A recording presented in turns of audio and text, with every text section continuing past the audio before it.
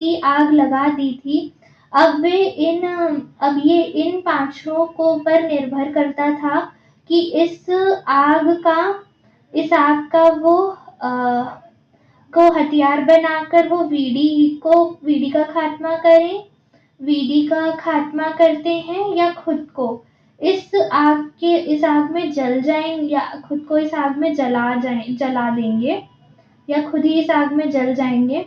वैसे प्रणीता, रोनी, यश, अनिकेत और तुषार के पास सिर्फ एक ही रास्ता था और वो था कि उसे उन सभी को वीडी के खिलाफ जंग का ऐलान करना ही था। ये लोग जब तक ये जंग होगी या नहीं, यह तो वक्त की गर्दिश में छिपा था। एक और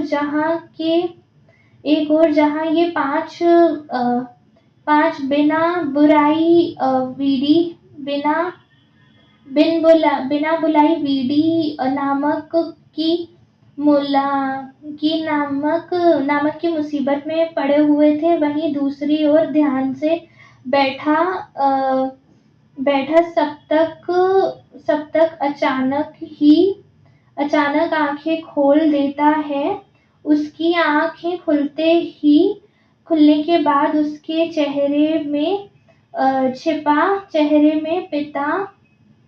चेहरे में चिंता साफ नजर आ रही थी। वह कुछ देर उसी खंडहर को घूमता रहता है और फिर बाहर निकल जाता है।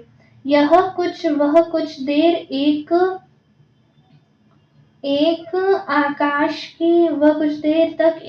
की ओर देखता है और फिर जमीन से मिट्टी उठाकर उसे हवा में उड़ा देता है। उसकी इन हरकतों को देखने वाला कोई नहीं था, पर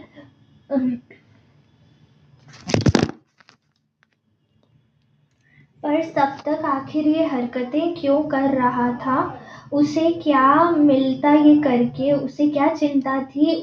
और वो जो भी चिंता थी, जो वो कभी ध्यान से बैठ जाता तो कभी आसमान की ओर देखता, खंडहर से बाहर निकल जाता था। वो फिर से खंडहर में गया ही था कि